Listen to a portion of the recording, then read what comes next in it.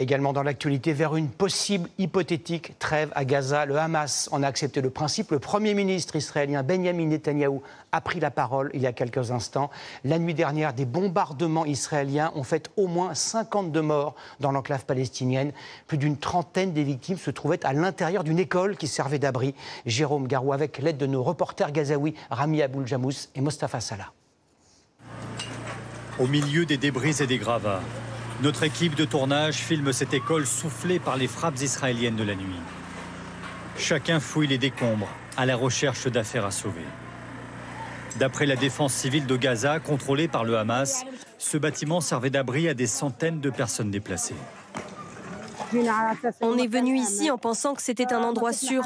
Et d'un seul coup, on se retrouve dehors après le bombardement de cette nuit. Ils nous ont frappés sans prévenir. On dormait et à 1h du matin, on a vu un grand éclat de lumière et les missiles nous tombaient dessus.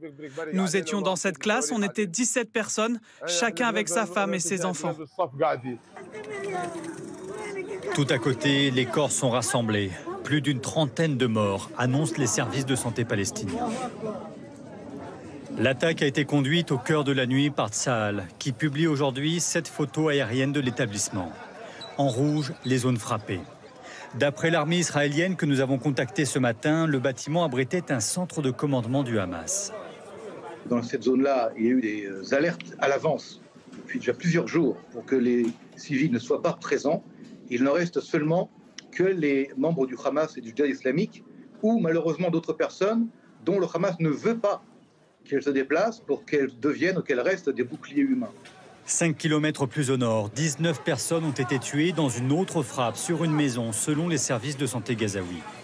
En dépit des pressions internationales, Israël intensifie son offensive depuis 10 jours. L'État hébreu réclame les derniers otages du Hamas. 57 sont encore détenus dans Gaza, dont une vingtaine seraient en vie, d'après les autorités israéliennes.